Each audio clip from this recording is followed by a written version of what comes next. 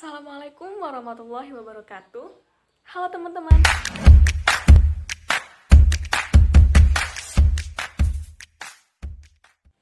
Assalamualaikum warahmatullahi wabarakatuh. Halo teman-teman. Perkenalkan, nama saya Asniati, NIM F1C4-18001, Prodi Biologi, Fakultas Sains dan Teknologi Universitas Jambi. Di sini saya akan menjelaskan tentang materi fisiologi tumbuhan, di mana dosen pengampunya yaitu Bapak Ade Adriadi, SSI, MSI. Nah, jadi di sini saya akan menjelaskan tentang materi fisiologi tumbuhan, yaitu pada materi difusi. Nah, pada materi difusi ini, saya ambil contoh pada transpirasi tumbuhan. Yuk kita simak. Nah, teman-teman tentunya sudah tahu apa sih itu difusi? Kita analogikan, misalkan jika suatu partikel zat dapat bergerak bebas tanpa adanya gaya tarik, maka dalam jangka waktu tertentu, partikel zat tersebut akan bergerak merata pada ruangan yang ada. Partikel yang lebih banyak jumlahnya akan bergerak ke partikel yang jumlahnya lebih sedikit. Begitu juga sebaliknya. Nah, gerakan partikel tersebut dinamakan dengan difusi. Jadi dapat kita simpulkan bahwa difusi ini merupakan suatu partikel zat yang bergerak dari konsentrasi yang tinggi ke konsentrasi yang rendah. Jenis-jenis difusi ini ada dua. Yang pertama yaitu difusi sederhana. Difusi sederhana merupakan transport melalui membran tanpa adanya bantuan protein. Transport ini secara langsung melewati membran karena molekul yang melewati membran tersebut bersifat polar, yaitu larut dalam kawasan hidrofilik dan hidrofobik. Nah, molekul yang dapat masuk melewati secara langsung yaitu oksigen, karbon dioksida, dan H2O. Yang kedua yaitu difusi terfasilitasi. Difusi terfasilitasi ini merupakan transport melalui membran dengan adanya bantuan protein yang dinamakan protein integral. Nah, molekul yang masuk ke dalam membran ini bersifat nonpolar, artinya tidak larut dalam kawasan hidrofolik dan hidrofobik, sehingga dia membutuhkan protein untuk proses masuk ke dalam membran. Nah, protein yang digunakan yaitu protein integral. Jika kita kaitkan dengan tumbuhan, peristiwa difusi ini pada tumbuhan itu sangat penting bagi keseimbangan tumbuhan. Contohnya yaitu pada peristiwa fotosintesis dan peristiwa transpirasi. Pada peristiwa fotosintesis, oksigen yang berada di udara akan masuk berdifusi secara difusi ke dalam tubuh tumbuhan. Begitu juga pada transpirasi. H2O yang berada di luar akan masuk secara difusi kepada tubuh tumbuhan. Jadi di sini saya akan menjelaskan tentang transpirasi pada tumbuhan.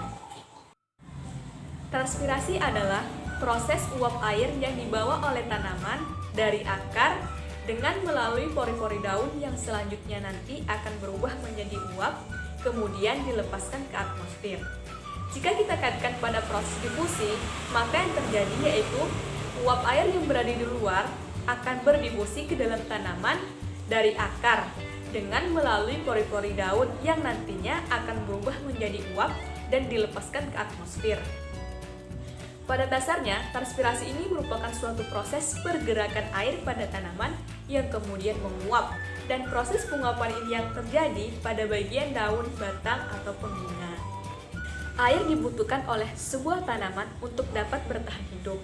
Akan tetapi, hanya sedikit air yang dapat diserap oleh akar tanaman untuk pertumbuhan dan metabolisme. Sisanya akan hilang oleh peristiwa transpirasi pada tumbuhan. Nah, pada permukaan daun dapat kita lihat ada sebuah pori-pori yang disebut dengan stomata, serta sebagian besar tanaman juga memiliki stomata yang terletak pada bagian bawah daun. Pada stomata ini terdapat juga sel penjaga yang bisa membuka maupun menutup pori-pori tersebut. Nah, pada pori-pori inilah yang merupakan proses terjadinya transpirasi pada tumbuhan. Pada peristiwa transpirasi pada tumbuhan ini selalu diawali dengan adanya penguapan air oleh sel-sel mesofil ke rongga antar sel yang berada di dalam daun. Nah, yang mana terdapat rongga antar sel dengan bunga karang yang merupakan suatu rongga besar, sehingga mampu menampung uap air dalam jumlah yang banyak. Terjadinya penguapan air ke dalam rongga antar sel yang akan terus berlangsung selama rongga antar sel belum jenuh dengan uap air tersebut.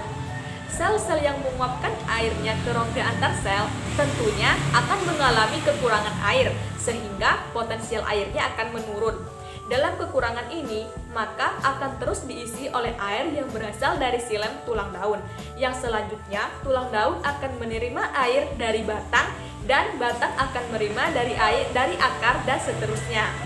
Jadi, peristiwa transpirasi ini diawali dengan adanya penguapan air oleh sel-sel mesofil ke rongga antar sel yang berada di dalam daun.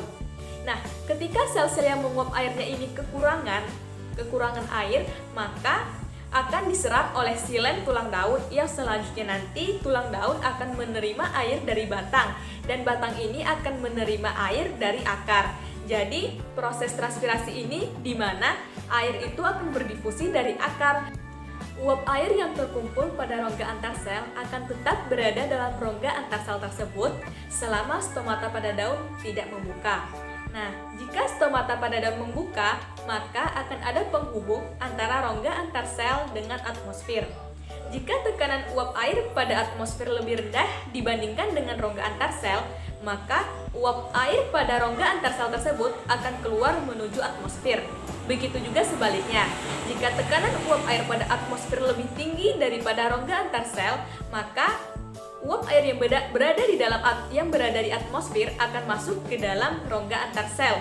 Nah, inilah yang dinamakan dengan transpirasi tumbuhan. Jadi, kita ingat bahwa difusi ini merupakan suatu partikel zat dari konsentrasi tinggi menuju ke konsentrasi rendah. Nah, uap air yang berada di luar akan masuk ke dalam tubuh tumbuhan apabila uap air di atmosfer itu lebih tinggi.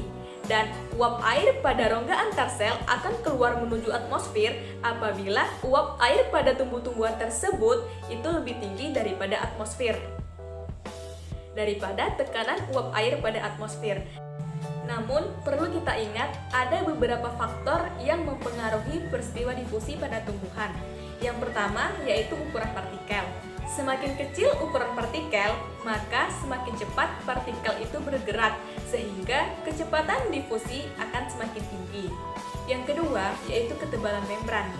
Nah, semakin tebal membran, maka semakin lambat proses kecepatan difusi.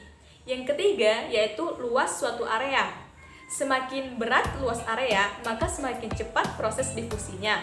Yang keempat, yaitu suhu. Semakin tinggi suhu partikel mendapatkan energi untuk bergerak dengan lebih cepat, maka semakin cepat pula kecepatan difusinya. Yang kelima yaitu jarak. Semakin besar jarak antar dua konsentrasi, maka akan semakin lambat kecepatan difusi yang terjadi. Yang kelima yaitu perbedaan konsentrasi. Nah, semakin besar perbedaan konsentrasi dua bagian, maka akan semakin besar proses difusi yang terjadi. Nah, itulah penjelasan dari proses difusi pada tumbuhan, yaitu yang kita ambil contohnya dari transpirasi tumbuhan. Sekian dari saya, terima kasih. Wassalamualaikum warahmatullahi wabarakatuh. Semoga bermanfaat.